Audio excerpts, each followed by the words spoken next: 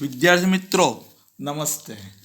ધોરણ 9 ગણિતમાં આપણે લાસ્ટ વિડીયોમાં પ્રકરણ 12 હેરોનનું સૂત્ર સ્વાધ્યાય 12.2માં ચતુષ્કોણના ક્ષેત્રફળ આધારિત દાખલાઓની સમજૂતી મેળવી હતી. હવે વિદ્યાર્થી મિત્રો, આ વર્ષે અભ્યાસક્રમમાં સ્વાધ્યાય 12.2ને આપણે કેન્સલ કર્યું છે, જેને આપણે પરીક્ષાનો મુદ્દો બનાવવાનો નથી. એટલે આપણે અહીં પ્રકરણ 12 પૂર્ણ થયેલું જાહેર કરીએ છીએ. અને આજે આપણે એક સરસ નાનું એવું ચેપ્ટર પ્રકરણ 9 સમાંતર બાજુ ચતુષ્કોણ અને ત્રિકોણના ક્ષેત્રફળ વિશેની સમજ મેળવીશું. ક્ષેત્રફળ વિશેનો ખ્યાલ તો આપણે મેળવી જ લીધો છે, એટલે ક્ષેત્રફળ કોને કહેવાય એ બાબતથી તમે માહિતગાર જ છો. ચલો આપણે થોડી કેટલીક વ્યાખ્યા વિશેનો શરૂઆતમાં અભ્યાસ કરીએ. વિદ્યાર્થી મિત્રો, સૌ પ્રથમ આકૃતિનો સમતલ્ય પ્રદેશ કોને કહેવાય? તો કોઈ પણ સરળ બંધ આકૃતિ છે, એ સરળ બંધ આકૃતિ વડે ઘેરાયેલો સમતલનો ભાગ, એ જે સરળ બંધ આકૃતિ છે એના વડે સમતલનો જેટલો ભાગ ઘેરાય એ જગ્યાને એ સરળ બંધ આકૃતિનો સમતલ્ય પ્રદેશ કહેવામાં આવે છે. આ સરળ બંધ આકૃતિ છે એ આ સમતલનો આટલો ભાગ રોકે છે, તો આ જે જગ્યા છે એ જગ્યાને આ જે આકૃતિ છે એનો સમતલ્ય પ્રદેશ કહેવાય. હવે આ જે આકૃતિનો જે આ સમતલ્ય પ્રદેશ છે એનું માપ અથવા તેનું પરિમાણ, એ પરિમાણને એ સમતલ્ય આકૃતિનું ક્ષેત્રફળ કહેવાય. ક્ષેત્રફળ એટલે શું? કોઈ પણ સરળ બંધ આકૃતિ છે એના વડે ઘેરાયેલો જે સમતલ્ય પ્રદેશ છે વિદ્યાર્થી મિત્રો, એનું પરિમાણ અથવા તેનું માપ, એને એ સરળ બંધ આકૃતિનું ક્ષેત્રફળ કહેવામાં આવે છે. હવે વિદ્યાર્થી મિત્રો, તમારી પાસે એકરૂપ આકૃતિઓ આપી હોય, તેના ક્ષેત્રફળ વિશે શું કહેવાય એની સમજ મેળવીએ. તો સૌપ્રથમ તમને પ્રશ્ન એવો થાય કે એકરૂપ આકૃતિઓ કોને કહેવાય? તો વિદ્યાર્થી મિત્રો, જે આકૃતિઓ એકબીજા ઉપર એક્ઝેક્ટ બંધ બેસી જાય એવી આકૃતિઓને આપણે એકરૂપ આકૃતિઓ કહીશું. ફોર એક્ઝામ્પલ, અહીંયા મેં બે ચોરસ દર્શાવેલા છે. હવે જો બી નામના ચોરસને હું એ નામના ચોરસ ઉપર બેસાડું, ગોઠવું, તે એક્ઝેક્ટ બંધ બેસી જશે. તેનો અર્થ એવો થયો કે અહીંયા ઈ અને બી એના વડે દર્શાવેલા જે ચોરસ આકૃતિઓ છે એ એકરૂપ આકૃતિઓ છે. અથવા તમે બે 25 પૈસાના સિક્કા લો, એના વડે બનતી આકૃતિઓ પણ એક્ઝેક્ટ એકબીજા ઉપર બંધ બેસી જશે. એક સરખી લંબાઈના બે રૂમાલ લો, તે રૂમાલ વડે બનતી આકૃતિ પણ એકબીજા ઉપર એક્ઝેક્ટ બંધ બેસી જશે. તો વિદ્યાર્થી મિત્રો, આવી આકૃતિઓને આપણે એકરૂપ આકૃતિઓ કહે છે. હવે જો તમારી પાસે એકરૂપ આકૃતિઓ આપેલી હોય તો એના જે ક્ષેત્રફળ છે એ હંમેશા સમાન જ થશે, કારણ કે બે એકરૂપ આકૃતિઓ સમતલનો સરખો ભાગ જ ઘેરશે અથવા તો રોકશે. આમ કોઈ પણ બે એકરૂપ આકૃતિઓ હોય એના ક્ષેત્રફળ હંમેશા સમાન જ થાય છે. વિદ્યાર્થી મિત્રો, આકૃતિના ક્ષેત્રફળને એક ચોક્કસ સંકેત વડે દર્શાવીએ. ફોર એક્ઝામ્પલ, તમારી પાસે આકૃતિ એ છે. હવે એના ક્ષેત્રફળને સંકેતમાં દર્શાવવું હોય, ક્ષેત્રફળને અંગ્રેજીમાં એરિયા કહેવાય. તો આકૃતિ એના ક્ષેત્રફળને આપણે એરિયા ઓફ એ આકૃતિ છે અને એરિયા એટલે ક્ષેત્રફળ, એ આકૃતિનું ક્ષેત્રફળ, જેને આપણે એરિયા એ વડે દર્શાવવામાં આવે છે. હવે યાદ રાખજો છોકરાઓ, જો તમારી પાસે બે આકૃતિ એ અને બી હોય અને જો એ એકરૂપ આકૃતિ હોય, એકરૂપ આકૃતિ હશે એટલે શું થશે વિદ્યાર્થી મિત્રો કે એ બંનેના ક્ષેત્રફળ સરખા થશે, એટલે કે એરિયા ઓફ એ બરાબર એરિયા ઓફ બી થશે. એટલે યાદ રાખો, તમારી પાસે બે એકરૂપ આકૃતિઓ હોય તેના ક્ષેત્રફળ હંમેશા સરખા થાય છે, પરંતુ એના વિરોધી વાક્ય બોલીએ તો ધારો કે બે આકૃતિ એવી છે કે જેના ક્ષેત્રફળ સરખા છે, તેવું જરૂરી નથી કે બે આકૃતિ હંમેશા એકરૂપ આકૃતિ જ હોય. અહીંયા જો મેં બે આકૃતિ દર્શાવેલી છે, એક લંબચોરસ અને એક ચોરસ. અહીંયા લંબચોરસનું ક્ષેત્રફળ 4 સેન્ટીમીટર સ્ક્વેર છે, જુઓ વિદ્યાર્થી મિત્રો, અને ચોરસનું ક્ષેત્રફળ પણ 4 સેન્ટીમીટર સ્ક્વેર છે.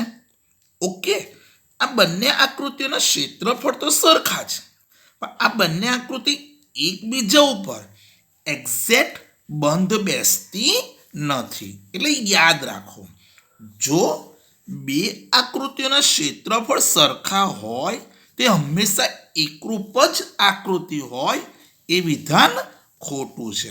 અને યાદ રાખજો વિદ્યાર્થી મિત્રો, ક્ષેત્રફળ છે એને તમે એક ચોક્કસ સંખ્યા છે જેને આપણે કોઈક એકમ વડે દર્શાવીએ છીએ. ઓકે, ફોર એક્ઝામ્પલ આ જે લંબચોરસનું ક્ષેત્રફળ છે એ કેટલું છે, એક ધન વાસ્તવિક સંખ્યા 4 છે, જેને આપણે કયા એકમ વડે, સેન્ટીમીટરનું સ્ક્વેર. તમે જાણો જ છો કે ક્ષેત્રફળના એકમો ચોરસ મીટર, ચોરસ સેન્ટીમીટર, ઓર અને હેક્ટર છે, એ તમે જાણો જ છો. ઓકે, એટલે ક્ષેત્રફળને એક ધન વાસ્તવિક સંખ્યા વડે કોઈક એકમ સાથે દર્શાવવામાં આવે છે. ઓકે વિદ્યાર્થી મિત્રો, નેક્સ્ટ ટોપિક લઈએ. એક બીજી નોંધ છે, અહીંયા ધારો કે એક આકૃતિ x છે. હવે આ આકૃતિ x નો જે આ સમતલીય પ્રદેશ છે એ બે આકૃતિઓના સમતલીય પ્રદેશ વડે બનેલો છે. એક આકૃતિ y નો સમતલીય પ્રદેશ અને એક આકૃતિ z નો સમતલીય પ્રદેશ. યાદ રાખો, અહીંયા જે આકૃતિ x છે એનો જે આ સમતલીય પ્રદેશ છે એ બે આકૃતિઓના સમતલીય પ્રદેશ. કઈ બે આકૃતિઓના સમતલીય પ્રદેશ? આકૃતિ y અને આકૃતિ z એના સમતલીય પ્રદેશ વડે બનેલો હોય તો તમે શું કહી શકો વિદ્યાર્થી મિત્રો કે સમગ્ર આકૃતિ x નો એરિયા એટલે area of x is equal to area of y plus area of z. પરંતુ યાદ રાખજો વિદ્યાર્થી મિત્રો, અહીંયા જે y આકૃતિ છે અને z આકૃતિ છે એના જે સમતલીય પ્રદેશો છે એ એકબીજાને આચ્છાદિત કરતા હોવા જોઈએ નહીં. આચ્છાદિત કરતા હોવા જોઈએ નહીં એટલે શું? એ બંને આકૃતિના સમતલ પ્રદેશમાં કોઈ પણ ભાગ કોમન હોવો જોઈએ નહીં. બંને અલગ અલગ ભાગ હોવા જોઈએ. એટલે તમે કહી શકો કે એના સમતલ પ્રદેશો એકબીજાને આચ્છાદિત કરતા નથી. એટલે આમ જો કોઈક સમતલ પ્રદેશ એક કરતાં વધારે ભાગના સમતલ પ્રદેશો વડે બનેલો હોય તો દરેક ભાગના સમતલ પ્રદેશના ક્ષેત્રફળનો વત્તાકાર કરો તો મોટી આકૃતિનો ક્ષેત્રફળ પ્રાપ્ત થાય છે. ઓકે વિદ્યાર્થી મિત્રો, સરસ. ચલો એક અગત્યનો ટોપિક જોઈએ હવે.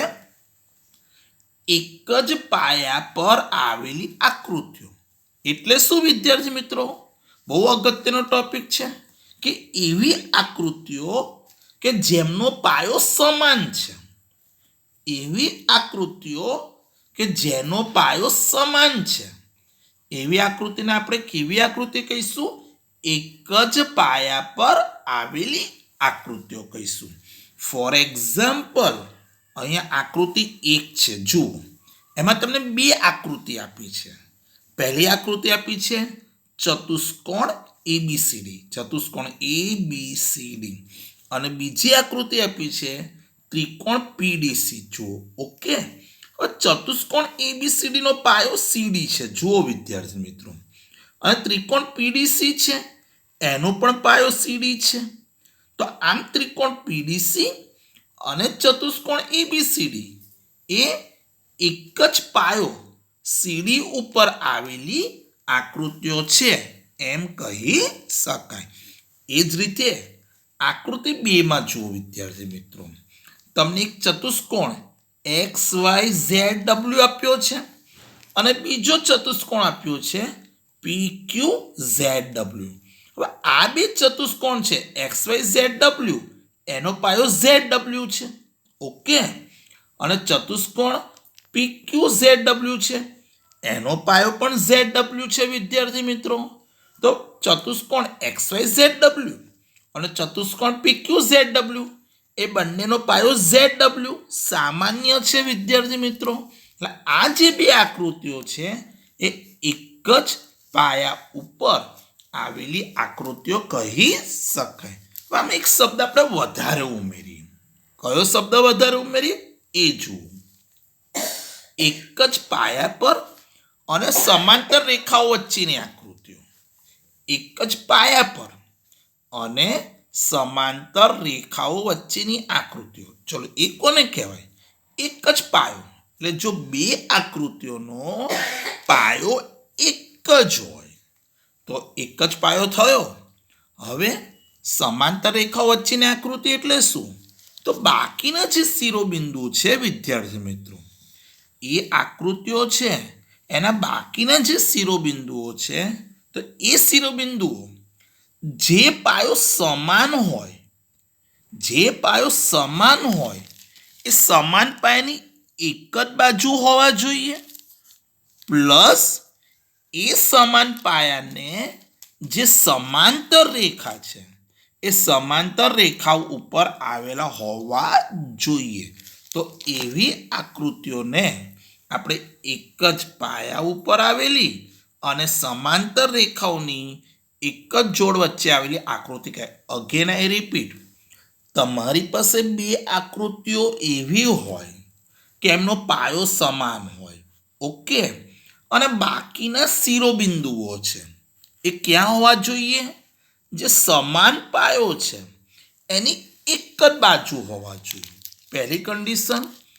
અને એ જે શિરોબિંદુઓ છે વિદ્યાર્થી મિત્રો, તો જે પાયો સમાન છે એને જે સમાંતર રેખા છે એ સમાંતર રેખા ઉપર બધા જ શિરોબિંદુઓ આવેલા હોવા જોઈએ.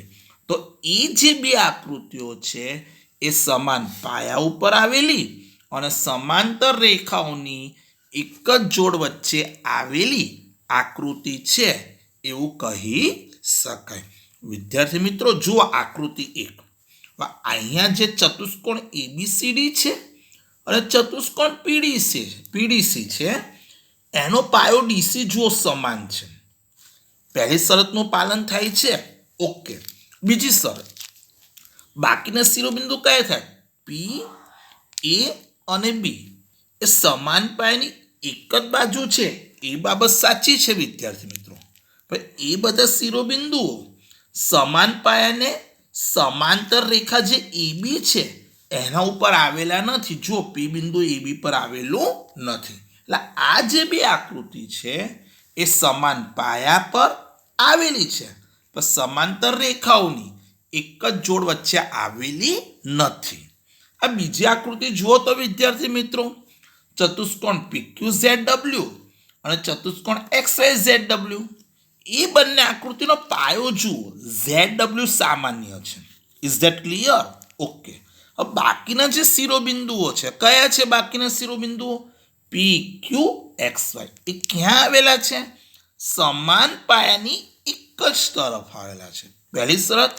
બીજી શરત, સમાન પાયાને જે સમાંતર રેખા છે જે XY છે એના ઉપર આવેલા છે. જો P અને Q એ પણ XY ઉપર જ આવેલું છે, ઓકે. તો આ જે બે આકૃતિઓ છે એને સમાન પાયા ઉપર આવેલી અને સમાંતર રેખાઓની એક જ જોડ વચ્ચે આવેલી આકૃતિ કહી શકાય. વિદ્યાર્થી મિત્રો, નેક્સ્ટ વિડીયોમાં આપણે કેટલાક એક્ઝામ્પલ લઈએ કે જે દર્શાવે છે કે સમાન પાયો અને સમાંતર રેખાઓની એક જ જોડ વચ્ચે આવેલી આકૃતિઓ છે કે નહીં. ચલો વિદ્યાર્થી મિત્રો, હવે આપણે નેક્સ્ટ વિડીયોમાં દાખલાની ચર્ચા કરીશું.